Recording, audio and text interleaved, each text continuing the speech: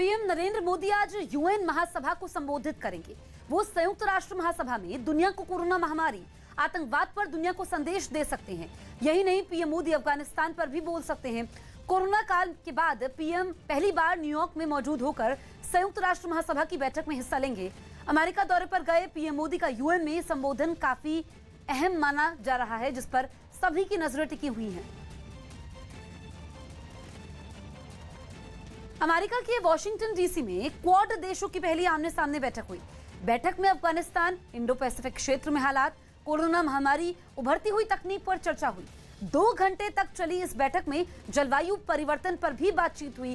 Quad की बैठक में पहुंचते ही पीएम मोदी का स्वागत किया गया। सभी देशों के प्रमुखों ने खड़े होकर उनका स्वागत किया। पीएम मोदी ने अपने शुरुआती भाषण में क्वाड को लेकर भविष्य की रणनीति स्पष्ट की। पीएम मोदी ने बैठक में कहा कि चारों देशों का सहयोग इंडो पैसिफिक इलाके में शांति सुनिश्चित करेगा। इसके अलावा उन्होंने कोरोना काल में साथ मिलकर काम करने पर सहमति जताई। तो कल जो क्वाड देशों की बैठक रही काफी महत्वपूर्ण रही और जैसे ही पीएम मोदी पहुंचे, तीनों देशों के राष्ट्र प्रमुखों ने स्वागत किया और महाशक्तियों का मिलन हुआ। देखिए, 6 तस्वीरों के जरिए हम आपको बता रहे हैं कि जो क्वाड देशों की बैठक हुई, जो बाइडेन के साथ मुलाकात हुई, वो कितनी अहम रही। और दूसरी तस्वीर में आप देखिए, गर्मजोशी से उनका स्वागत हुआ। मजबूत दोस्ती और भविष्य की रणनीति पीएम मोदी ने स्पष्ट की। इसके अलावा उन्होंने बापू का जिक्र किया और विजिटर बुक में पीएम मोदी ने साइन भी किए। 5वीं तस्वीर में आप देखिए। और इसके अलावा उन्होंने 5T का मंत्र दिया। जो बाइडेन ने भी इस बातचीत को सकारात्मक बताया। पहली फिजिकल क्वाड समिट की ऐतिहासिक पहल के लिए राष्ट्रपति बाइडेन को बहुत बहुत धन्यवाद। हम 4 देश पहली बार 2004 की सुनामी के बाद इंडो पैसिफिक क्षेत्र की मदद के लिए एक साथ आए थे। आज जब विश्व कोविड-19 पैंडेमिक से मुकाबला कर रहा है, तो क्वाड के रूप में हम एक बार फिर मिलकर मानवता के हित में जुटे हैं। हमारा quad vaccine initiative Indo Pacific देशों की बड़ी मदद करेगा।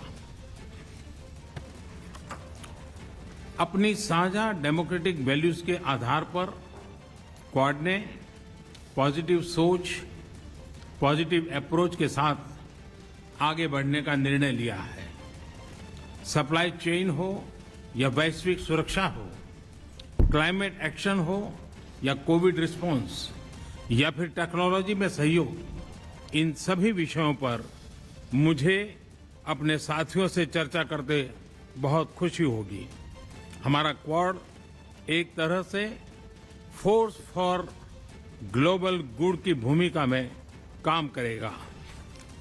मुझे विश्वास है क्वाड में हमारा सहयोग इंडो पैसिफिक में और विश्व में शांति और समृद्धि सुनिश्चित करेगा। इस संगठन में सिर्फ वही लोकतांत्रिक देश रखे गए हैं जो पूरी दुनिया के लिए समावेशी सोच रखते हैं, जिनका भविष्य के लिए एक विजन है। सभी साथ मिलकर आने वाली चुनौतियों से निपटने की तैयारी करेंगे। This grouping of democratic partners who share a world view and have a common vision for the future, coming together to take on key challenges of our age. Quad बैठक पर बौखलाए चीन ने अमेरिका पर पलटवार किया है। चीन ने यूएस पर उसके अंदरूनी मामलों में दखल अंदाजी का आरोप लगाया है। यूएस ने चीन को विलेन बनाने का आरोप लगाया है। चीन ने कहा कि यूएस की हांगकांग पर पाबंदियां गलत है। चीन ने 2019 से अब तक की लिस्ट जारी की है और अमेरिका पर दोहरा रवैया अपनाने का आरोप लगाते हुए कहा कि अमेरिका हांगकांग कार्ड खेल रहा है।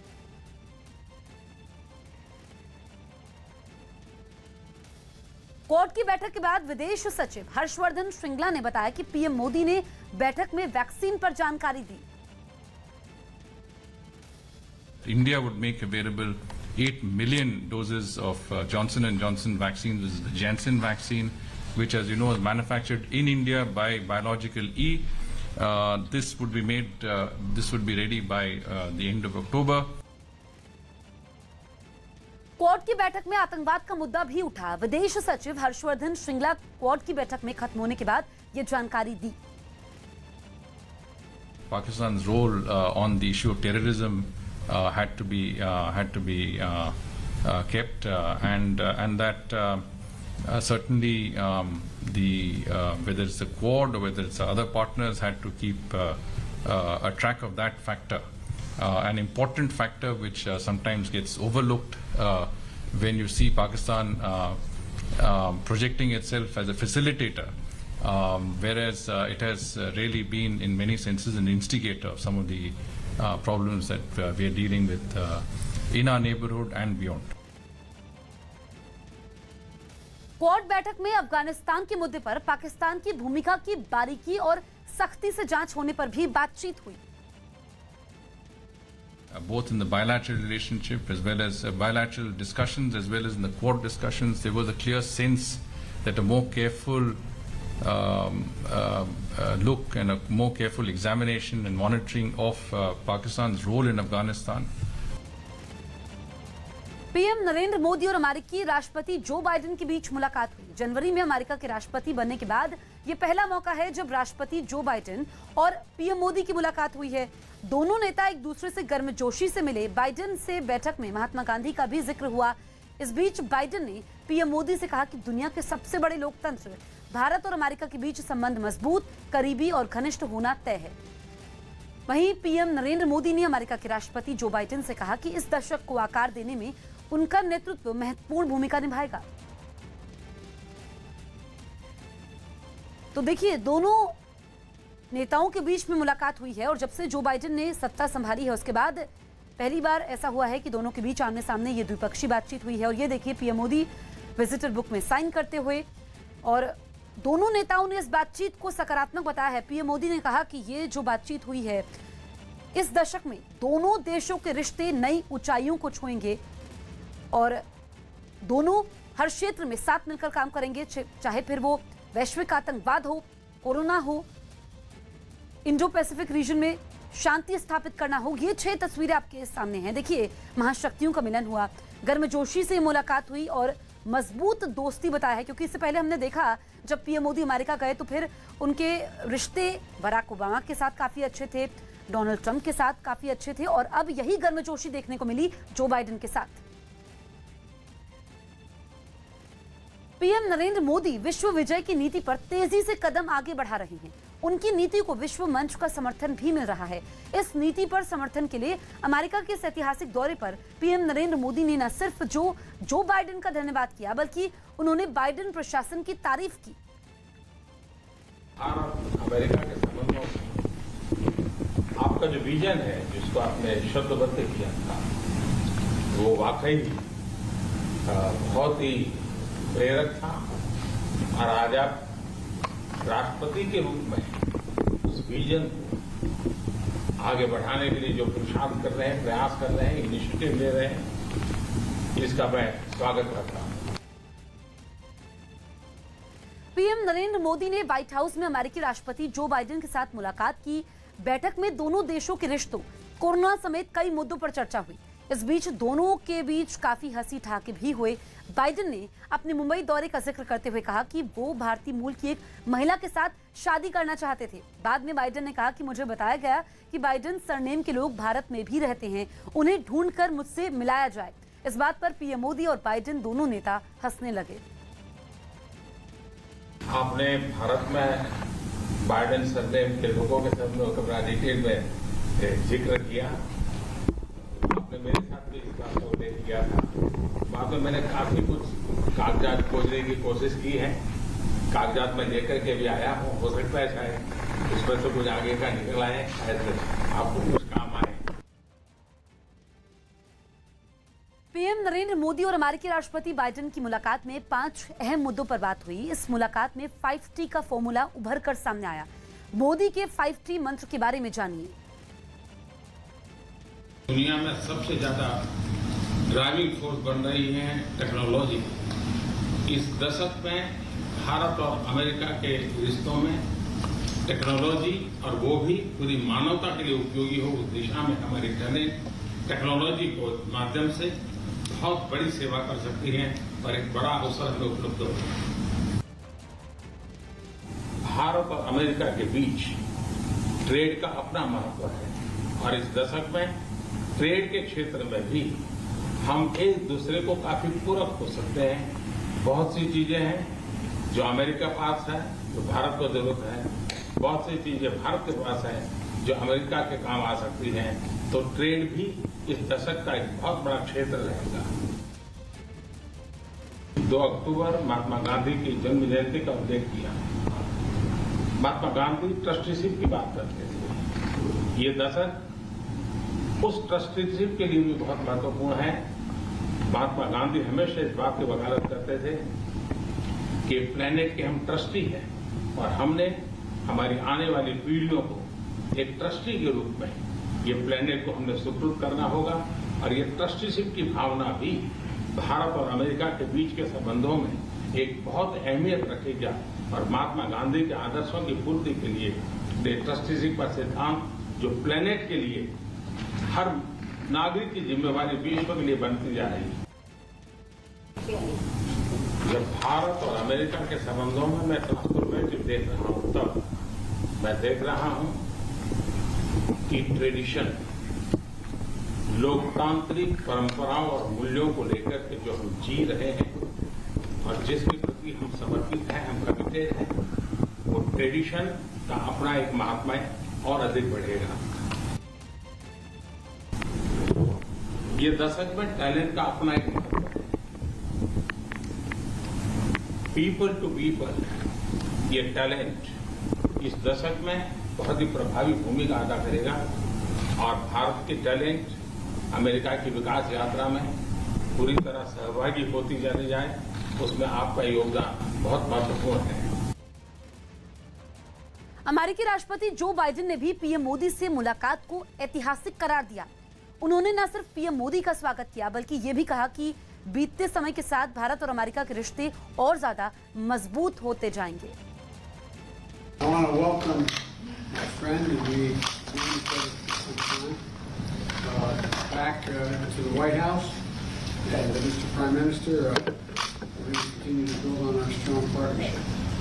When I showed the Prime Minister to a seat, I pointed out that seat is occupied almost every day by Indian Americans. The Vice President's mother was from India, a scientist. As I think you know, Mr. Prime Minister, I've long believed that the U.S.-India relationship can help us solve an awful lot of global challenges. In fact, back in 2006, I set that hope out, where I said that by 2020, when I was Vice President, 2020, India and the United States would be among the closest nations in the world. America में PM Modi के दौरे पर भव्य स्वागत किया गया। Biden के साथ उनकी मुलाकात के वक्त ही सांस्कृतिक कार्यक्रम का आयोजन किया गया। इस बीच कई महिलाओं ने दक्षिण भारत की प्रसिद्ध डांस शैली कुचिपुड़ी को प्रस्तुत किया। तो ये देखिए सांस्कृतिक कार्यक्रम कुचिपुड़ी डांस यहाँ पर किया गया पीएम मोदी के स्वागत के लिए। और अमेरिका में भी भारत की झलक नजर आई, क्योंकि बहुत सारे भारतीय वहाँ पर रहते हैं, प्रवासी भारतीय रहते हैं, जिसका जिक्र बाइडेन ने भी किया कि उनकी अहम भूमिका है अमेरिका के विकास में। और आप देखिए काफी समय से इन लोगों ने इसकी तैयारी की थी। व्हाइट हाउस के बाहर ये कार्यक्रम हुआ और काफी देर तक वहां पर सांस्कृतिक कार्यक्रम होते रहे। पीएम मोदी का अमेरिका में भव्य स्वागत किया गया। और देखिए ये जो पोस्टर्स नजर आ रहे हैं, long live United Nations plus India. और कोरोना का समय भी है, उसके बावजूद भीड़ में कमी नहीं है। लोगों के हाथों में तिरंगा है, मोबाइल से पीएम मोदी की एक झलक को कैप्चर करना चाहते हैं। और फिर ये सांस्कृतिक कार्यक्रम। पीएम मोदी का अमेरिका दौरे पर देश ही नहीं पूरी दुनिया की नजर है। पीएम मोदी अमेरिका के 3 दिनों के दौरे पर हैं, जिसमें उन्होंने कई हस्तियों से मुलाकात की। अपनी मुलाकात को खास और यादगार बनाने के लिए पीएम ने 3 लोगों को बेहद खास तोहफे दिए।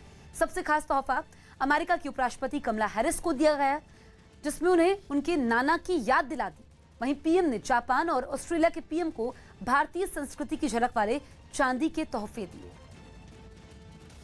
अपने 3 दिन के अमेरिका के दौरे पर प्रधानमंत्री नरेंद्र मोदी ने ऑस्ट्रेलिया और जापान के प्रधानमंत्री से मुलाकात की और अमेरिका की उपराष्ट्रपति कमला हैरिस के साथ भी मुलाकात की। इन तीनों के लिए प्रधानमंत्री नरेंद्र मोदी भारत से तोहफे लेके गए थे, लेकिन इन सब में सबसे खास तोहफा वाइस प्रेसिडेंट कमला हैरिस के लिए था।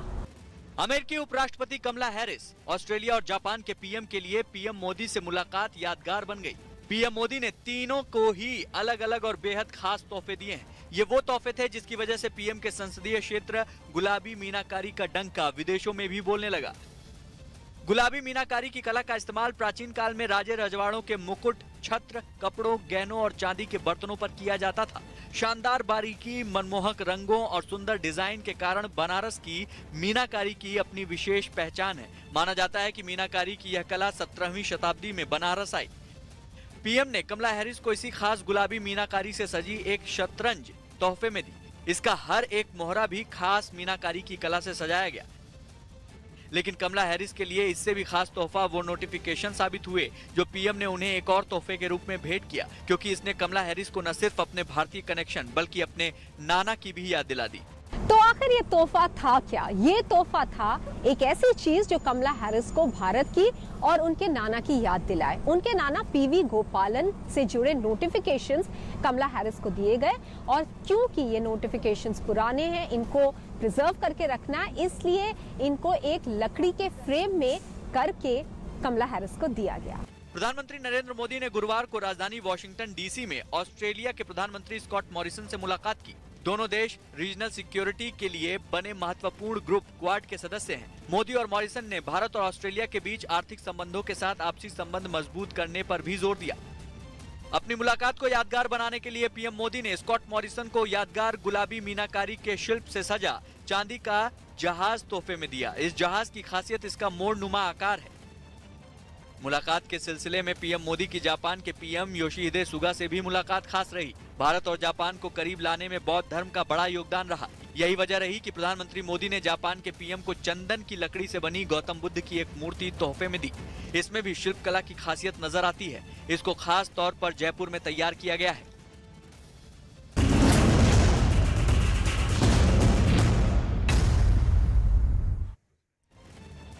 दिल्ली की रोहिणी कोर्ट में दिनदहाड़े फायरिंग कर गैंगस्टर गोगी की हत्या कर दी गई।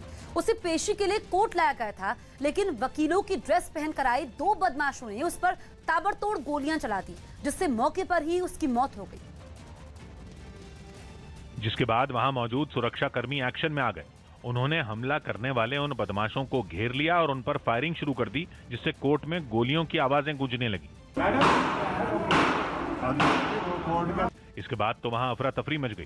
कोर्ट रूम में जहां उन हमलावरों पर कार्रवाई चल रही थी, उसके बाहर खड़े लोगों की धड़कनें तेज होती जा रही थी। गैंगस्टर की हत्या करने वाले भागने की फिराक में थे, तो सुरक्षाकर्मी किसी भी कीमत पर उन पर एक्शन लेने में।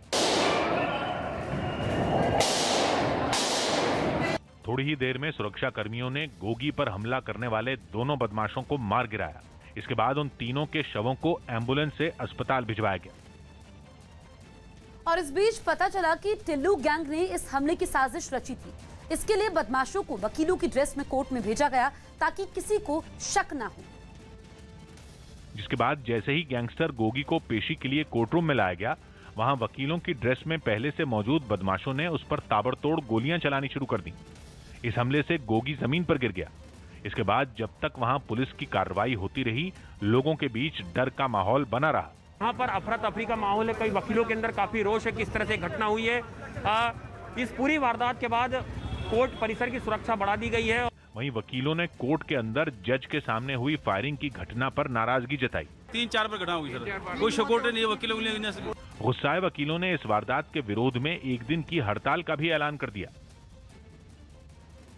उन्होंने पुलिस की सुरक्षा में होने के बावजूद गैंगस्टर की हत्या किए जाने पर यह कदम उठाया। खबर है कि जिस वक्त गोगी को कोर्ट में लाया गया, उसके साथ सिविल ड्रेस में हथियार लिए पुलिस के 8 जवान उसके साथ थे।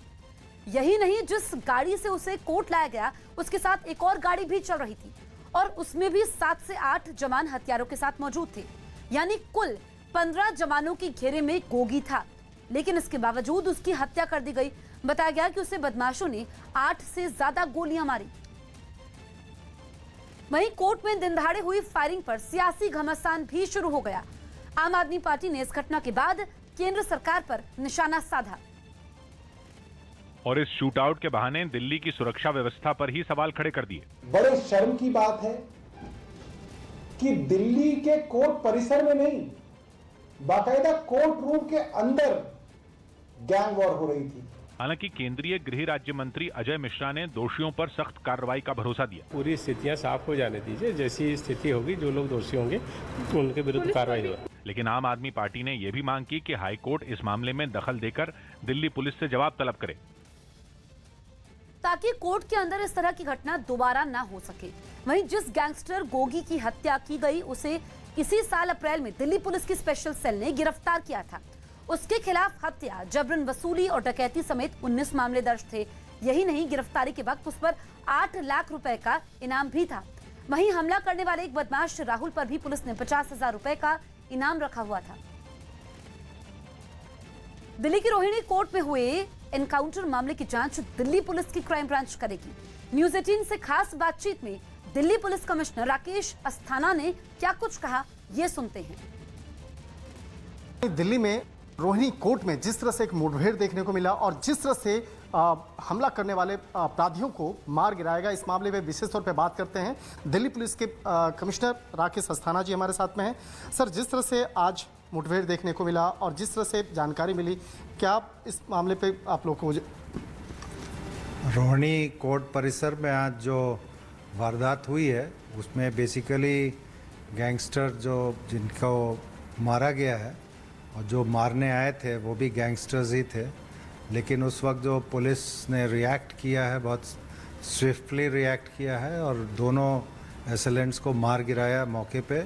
अगर उस वक्त पुलिस ये एक्शन नहीं लेती तो ये कोर्ट में काफ़ी हंगामा हो सकता था। और जहाँ तक सवाल है ऑर्गेनाइज्ड गैंग्स का, पिछले काफ़ी समय से हम लोग दिल्ली में ऑर्गेनाइज्ड गैंग्स के खिलाफ एक मुहिम शुरू की हुई है, जिसमें गैंगस्टर्स को काफ़ी लोगों को पकड़ा गया है, जेल में भी हैं। और चूँकि एक्सटॉर्शन का, धमकाने का काम करते हैं, तो पुलिस अधिकारियों को ये आदेश है कि इनके खिलाफ जो भी मुकदमे कायम किए गए हैं उनका इन्वेस्टिगेशन बहुत ढंग से करें, इनके खिलाफ सबूत इकट्ठा करें, पकड़ें, अरेस्ट करें। लेकिन चूँकि ये इस तरह की वारदात का अंजाम देते हैं तो इनको उस वक्त न्यूट्रलाइज करने की बहुत सख्त ज़रूरत थी। और मैं कहना चाहूँगा कि दिल्ली पुलिस ने वक्त की नज़ाकत को समझते हुए और मौके को देखते हुए बहुत ही बढ़िया काम किया है और जो भी गैंगस्टर्स हैं उनको मार गिराया है। 9वीं सदी के सम्राट मिहिर भोज की जाति से जुड़ा विवाद थमने का नाम नहीं ले रहा। मध्य प्रदेश के मुरैना जिले में क्षत्रिय और गुर्जर समुदायों के लोग आपस में भिड़ गए। दोनों समुदायों के लोग महाराजा मिहिर भोज को अपना पूर्वज बताते हैं और इसीलिए जब सड़क पर मिहिर भोज के नाम के आगे एक होर्डिंग पर गुर्जर लिखा गया तो क्षत्रिय समुदाय ने होर्डिंग ही फाड़ दी। कुछ लड़के होर्डिंग पर चढ़ गए और जब तक पूरी होर्डिंग फट नहीं गई तब तक उन्हें चैन नहीं आया। सड़क पर प्रदर्शनकारियों की भारी भीड़ जमा हो गई जो क्षत्रिय समुदाय की एकता के नारे लगाती रही, जबकि महाराजा मिहिर भोज को अपनी जाति का बताने वाले गुर्जर समुदाय के लोग भी गुस्से में हैं। शहर के एक अहम हाईवे पर उतरकर प्रदर्शनकारियों ने गाड़ियों में तोड़फोड़ शुरू कर दी। किसी गाड़ी पर पत्थर बरसाए तो किसी पर लाठियां बरसा दी। पुलिस दावा कर रही है कि दोषियों को बख्शा नहीं जाएगा। ज्यादा तूल नहीं दें और जो भी घटना हुई है उसमें वैधानिक कार्रवाई की जाएगी। दोनों समुदायों के झगड़े के बाद हालात काबू में करने के लिए प्रशासन को धारा 144 लगानी पड़ी। किरेन रिजिजू ने अमिताभ बच्चन की फिल्म का एक गाना गाया। केंद्रीय मंत्री किरेन रिजिजू ने अमिताभ बच्चन की फिल्म का एक गाना गाया जिसका वीडियो सोशल मीडिया पर वायरल हो गया। रिजिजू ने अरुणाचल प्रदेश के नए IAS अधिकारियों के लिए दिल्ली में यह कार्यक्रम आयोजित किया था। तेरे जैसा यार कहाँ ऐसा याराना, याद करेगी दुनिया तेरा मेरा अफसाना। बीएसपी से बाहर किए गए राम अचल राजभर और लालजी वर्मा अक्टूबर में समाजवादी पार्टी में शामिल होंगे। इन दोनों ने अखिलेश यादव से लखनऊ में मुलाकात की। इसके बाद ये बात सामने आई कि अखिलेश यादव इन्हें अंबेडकर नगर में एक बड़ी जनसभा के दौरान पार्टी में शामिल करवाएंगे। गुजरात में बीजेपी विधायक नीमाबेन आचार्य ने विधानसभा अध्यक्ष पद के लिए अपना नामांकन दाखिल किया। राज्य में अब तक कोई भी महिला विधानसभा अध्यक्ष नहीं रही है। एआईएमआईएम नेता असदुद्दीन ओवैसी ने लोकसभा स्पीकर ओम बिरला को एक खत लिखा और उनके दिल्ली के घर में हुई तोड़फोड़ के मामले में जांच की मांग की। रूस में कोरोना के डेल्टा वेरिएंट के मामले बढ़ने से हड़कंप मच गया। पिछले 24 घंटों में वहां 828 लोगों की मौत हो गई, जबकि इससे एक दिन पहले वहां 820 लोगों की जान गई थी। केंद्रीय शिक्षा मंत्री और यूपी बीजेपी के प्रभारी धर्मेंद्र प्रधान ने बताया कि पार्टी योगी आदित्यनाथ के चेहरे पर विधानसभा चुनाव लड़ेगी। यूपी में अगले साल विधानसभा चुनाव होने हैं। आदित्यनाथ जी की नेतृत्व में चुनाव लड़ेंगे। असम के दरांग में पुलिस की कार्रवाई में हुई 2 लोगों की मौत के खिलाफ कुछ संगठनों ने मोर्चा खोल दिया। दरांग जिले को कई संगठनों ने बंद करने का ऐलान कर दिया, जिसकी वजह से सड़कों पर इक्का दुक्का गाड़ियां ही चलती दिखी। कुछ जगहों पर प्रदर्शनकारियों ने नारेबाजी की और मुख्यमंत्री हेमंत बिस्व शर्मा का पुतला फूंककर अपना गुस्सा उतारा। बंद का ऐलान करने वालों में मुस्लिम छात्र संस्था नाम के संगठन के अलावा जमीयत उलमाए हिंद भी शामिल रहा। कई बाजार पूरी तरह से बंद रहे, जबकि कई जगहों पर पुलिस और सुरक्षा बल की तैनाती की वजह से लोगों की आवाजाही होती रही। एक दिन पहले अतिक्रमण हटाने गई पुलिस की टीम पर लोगों ने हमला किया था और पुलिस की जवाबी कार्रवाई में 2 लोगों की मौत हो गई थी। दक्षिण अमेरिकी देश बोलीविया में कोका उगाने वाले किसानों के एक संगठन की सत्ता के लिए महीनों से चल रही लड़ाई में पुलिस पिस गई। वहां राजधानी ला पास में विरोधी गुट के किसान प्रदर्शन करते करते पुलिस से जा भिड़े। कोका चाय की तरह एक पौधा होता है जो बोलीविया में काफी फेमस है। और बोलीविया में कोका का कारोबार खास मार्केट में होता है जिसे यूनियनें चलाती हैं। उसी से जुड़ी एसोसिएशन की सत्ता पाने के लिए चल रहे संघर्ष में विरोधी गुट के किसान पुलिस पर ही टूट पड़े। पानी सिर से ऊपर जाता देख पुलिस ने भी प्रदर्शनकारियों पर आंसू गैस की बौछार कर दी।